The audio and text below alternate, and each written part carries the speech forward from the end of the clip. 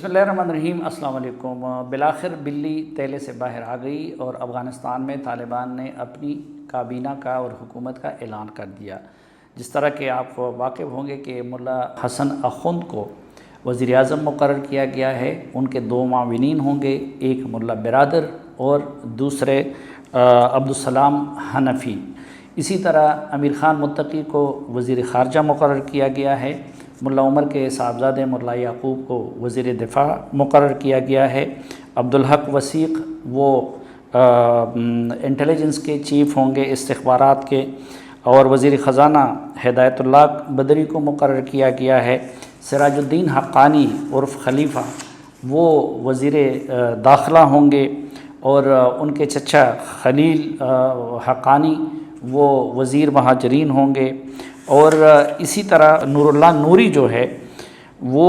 ان کو بھی کابینہ میں شامل کر دیا گیا ہے، قاری دین محمد وزیر منصوبہ بندی ہوں گے، اور اسی طرح سخاء اللہ منیر جو ہے وہ وزیر تعلیم ہوں گے، مولوی باقی اعلیٰ تعلیم کے وزیر ہوں گے۔ میں یقیناً باقی وزراء کی تفصیلات بھی آپ کے سامنے آئی ہوں گی۔ دو تین حوالوں سے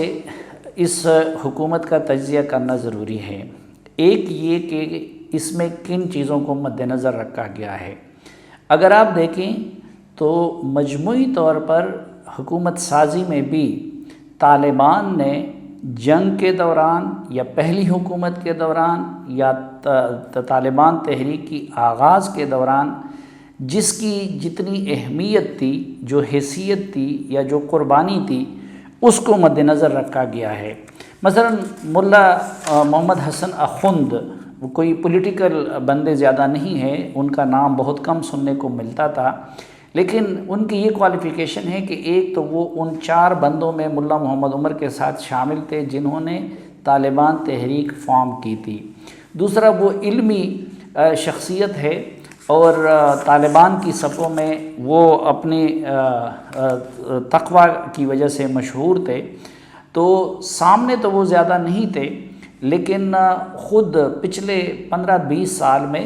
جب بھی طالبان کی شورا کا اجلاس ہوتا تھا تو ان کی اس حیثیت کی وجہ سے اور ان کے اس غیر متنازع حیثیت کی وجہ سے اور اس پرہیزگاری کی وجہ سے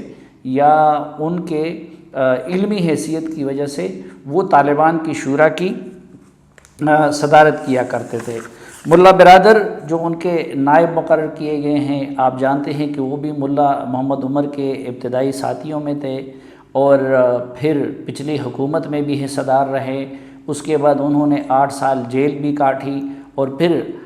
جا کے یہ جو امریکہ کے ساتھ مذاکرات ہو رہے تھے تو اس میں بھی وہ سیاسی کمیشن کے سربراہ تھے، ملا ہیبت اللہ جو کہ طالبان کے امیر المومنین ہیں۔ اور پھر جو دوسرے نائب بنائے گئے ہیں وہ عبدالسلام حنفی ہیں، وہ بھی طالبان کے اسی طرح اہم رہنما تھے اور ان کی بھی قربانیاں طالبان کے نزدیک اور طالبان کی صفوں میں وہ قابل ذکر ہیں۔ تو مجموعی طور پر اسی طرح سراج الدین حقانی کو اہم عہدہ دیا گیا ہے وزیر داخلہ کا، تو سراج الدین حقانی پہلے ان کے والد جلال الدین حقانی وہ طالبان کے ساتھ تھے، پچھلی حکومت میں وزیر سرحدات بھی تھے، اور یہ جو 20 سالہ جنگ ہوئی اس میں سراج الدین حقانی اور ان کے لوگوں کا بنیادی کردار رہا، کیونکہ پاکستانی سرحد سے متصل پکتیا، پکتیکا، خوست، یہاں سے لے کر لوگر، کابل، اس پورے علاقے تک ریزسٹنس وہ ان کی ذمہ داری تھی۔ پھر زیادہ تر فدائین بھی انہوں نے تیار کیے تھے، اور امریکہ کو اس ریجن میں جو زیادہ نقصان پہنچایا یا نیٹو فورسز کو یا ان کا مقابلہ کیا تو وہ سراج الدین حقانی کی قیادت میں ان کی فورسز نے کیا۔ تو ظاہر ہے کہ ان کی بھی یہ کلیدی حیثیت تھی۔ ملا یعقوب جو کہ وزیر دفاع بنائے گئے ہیں تو ان کی ایک بڑی کوالیفیکیشن تو یہی ہے کہ وہ ملا محمد عمر کے صاحبزادے ہیں، پھر پچھلے 2-3 سالوں سے وہ نظامی کمیشن کے سربراہ تھے۔ نظامی کمیشن ملٹری کمیشن یعنی وہ پوری جنگ کو لیڈ کر رہے تھے، اور ان کی اس حیثیت کی وجہ سے ان کو وزیر دفاع مقرر کیا گیا ہے۔ یہاں پہ ایک بات یہ تھا کہ پہلے بات کی جا رہی تھی انکلوسیو گورنمنٹ کی. اب انکلوسیو گورنمنٹ کی ایک تو جو دنیا تعریف کر رہی تھی یا پڑوسی ممالک تعریف جو کر رہے تھے، طالبان کے ہاں انکلوسیو گورنمنٹ کی تعریف کچھ اور تھی. مثلاً باہر کی دنیا یا ان سے انکلوسیو گورنمنٹ کی تقاضا کرنے والے ممالک کا انکلوسیو گورنمنٹ سے مراد یہ تھا کہ اس میں حامد کرزئی اور گلبدین حکمتیار اور عبداللہ جیسے لوگوں کو بھی شامل کیا جائے، اس میں رشید دوستم اور احمد ضیاء محسود اور عطا نور اس طرح کے لوگوں کو بھی آن بورڈ لیا جائے. جبکہ طالبان خود انکلوسیو گورنمنٹ کی تعریف یہ کر رہے ہیں کہ اس میں ازبک بھی شامل ہے، اس میں ہزارہ بھی شامل ہیں، اس میں تاجک بھی شامل ہیں. تو دوسرا، اس دوران کوششیں بہت ہوئیں اور خصوصاً پاکستان کی طرف سے بڑی کوششیں کی گئی کہ جو شمال کی طاقتور شخصیات ہیں ان کی اور طالبان کی کوئی ڈیل ہو سکے. اور اس لیے کابل پر طالبان کے قبضے کے ساتھ ہی شمال کے اہم لیڈروں جس طرح احمد ضیاء محسود، احمد ولی مسعود، استاد عطا کے بیٹھے، پھر کریم خلیلی جو ہزارہ کے رہنما ہیں، یا استاد محقق، ان سب لوگوں کو پاکستان بھی بلایا گیا تھا اور یونس قانونی صاحب بھی تھے. اور کوشش کی گئی اس دوران طالبان کے ساتھ رابطہ کر کے اور ان دونوں کے بالواسطہ مذاکرات کروا کے کہ کوئی رستہ بن جائے. خود کابل کے اندر حامد کرزئی، گلبدین حکمتیار اور عبداللہ کے ساتھ بھی مذاکرات ہوئے. لیکن دونوں فریقوں کا جو موقف تھا اس میں بعد المشرقین تھا. ایک تو طالبان کے جو نظامی سرکل تھے یا ایون سیاسی سرکل تھے، ان کے ہاں بھی بڑی ریزنٹمنٹ تھی اور وہ کہتے تھے کہ جن لوگوں کے ساتھ ہم 20 سال لڑے ہیں اب ان کو ہم کیسے اپنے ساتھ ایک حکومت میں بٹھا دیں اور ان کو اہم عہدے دے دیں. دوسری بڑی رکاوٹ اس میں یہ تھی کہ اب حامد کرزئی صاحب ظاہر ہے افغانستان کے 2 مرتبہ صدر رہے ہیں، اب ڈاکٹر عبداللہ چیف ایگزیکٹو رہے ہیں، اب کوئی عام وزارت وغیرہ تو وہ لے نہیں سکتے تھے، اور کوئی کلیدی پوزیشن اگر ان کو دیتے طالبان تو طالبان کا کہنا یہ ہے کہ وہ ان کے ورکرز کے لیے اور ان کے فالوورز کے لیے قابل قبول نہ ہوتا. یہی مثال حکمتیار صاحب کی بھی ہے کہ حکمتیار صاحب کوئی چھوٹی پوزیشن لینے کے لیے تیار نہیں ہو سکتے تھے. دوسرا، پھر شمال کے جو طاقتور شخصیات تھیں ان کی طرف سے مذاکرات میں اس طرح کے ڈیمانڈز بھی آئے تھے کہ مثلاً تاجک لیڈرشپ کا ڈیمانڈ یہ تھا کہ ہمارے صوبوں میں طالبان نہ آئے اور ان کا کنٹرول حسب سابق ہمارے پاس رہے. تو اس لیے وہ جو سلسلہ تھا وہ بیل منڈے نہیں چڑھ سکی اور تقریباً ہفتہ 10 دن پہلے وہ سلسلہ ناکام ہو گیا تھا. اب طالبان کا کہنا یہ ہے کہ جو موجودہ حکومت ہے اس میں ان کے بقول سب کو نمائندگی دے دی گئی ہیں. مثلا قاری فصیح الدین کو، جو اس سے پہلے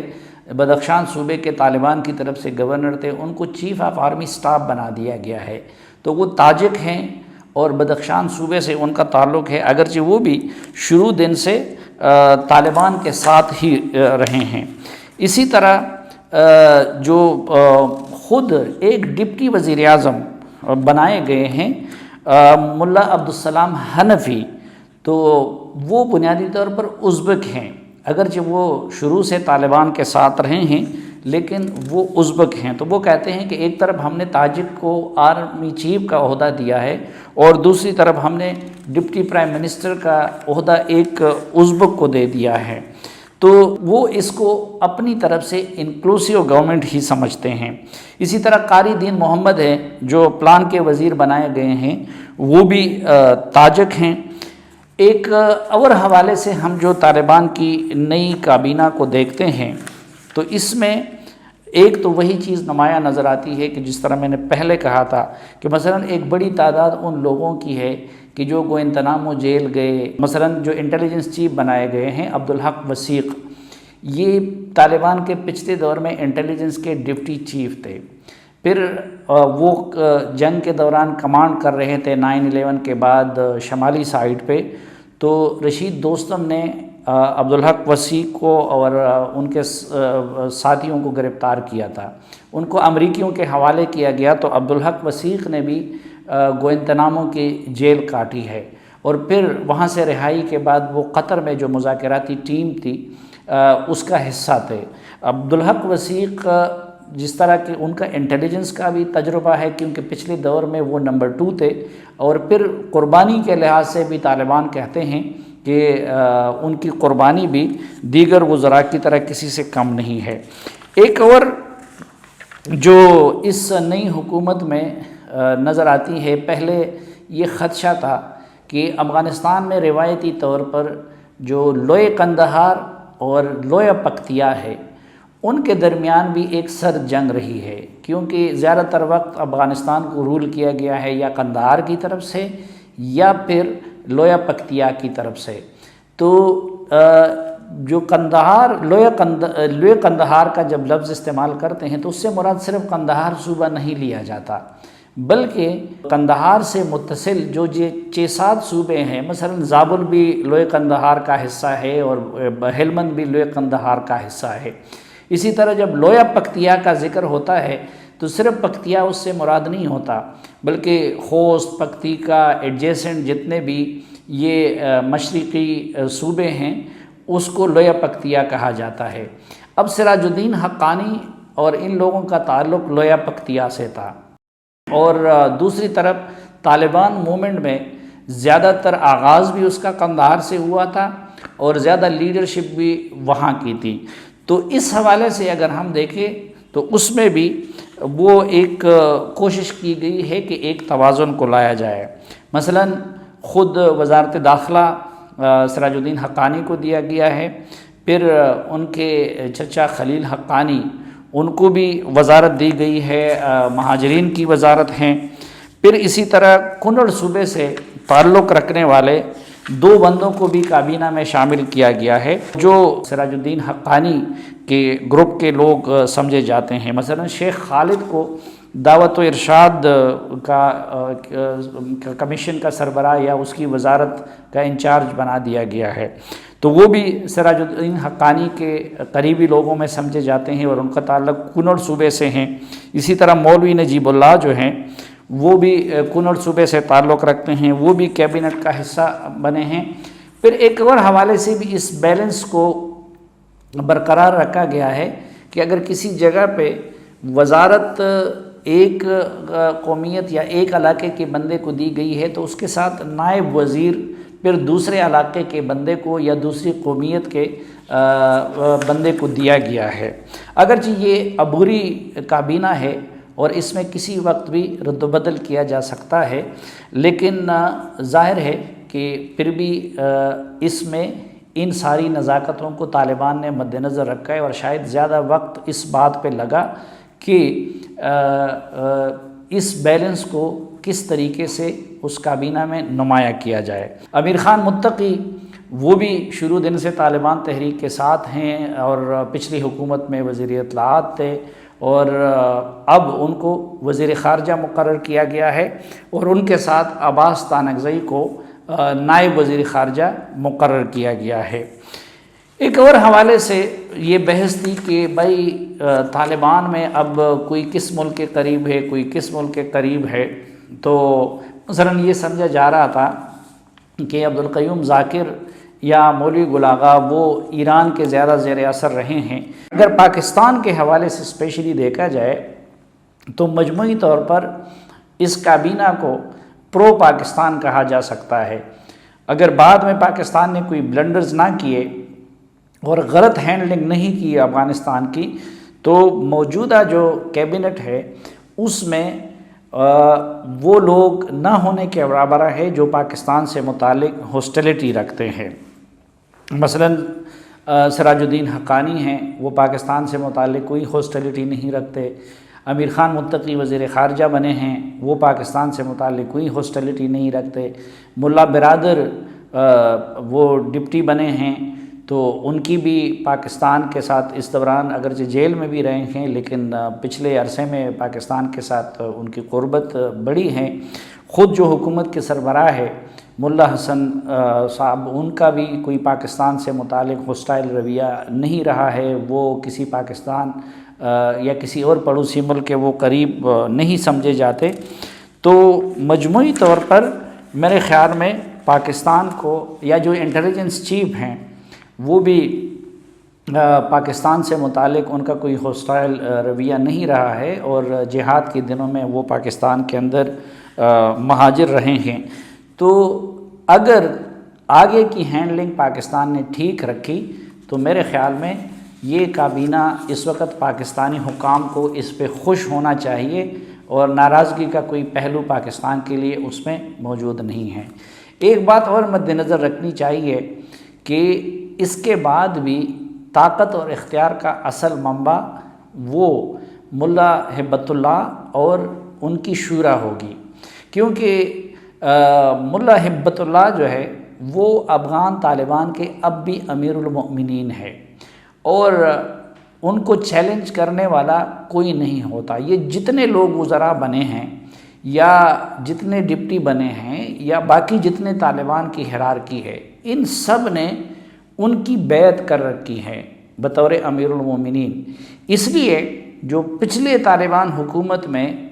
جو حیثیت ملا محمد عمر کو حاصل تھی، مثلا ان کے پاس یہ اختیار ہوتا تھا کہ وہ کسی بھی وزیر کو معزول کر لیتے، اس کی جگہ نئے کو مقرر کر لیتے، گورنر کو معزول کر لیتے، تو وہ اختیار اب بھی ملا ہبت اللہ بطور امیر المومنین ان کے پاس رہے گا، اور ان کی شورا بھی اسی طرح جو رہبری شورا ہے وہ اپنی جگہ پہ موجود رہے گی، جو اس حکومت کی نگرانی کا کام بھی کرے گی۔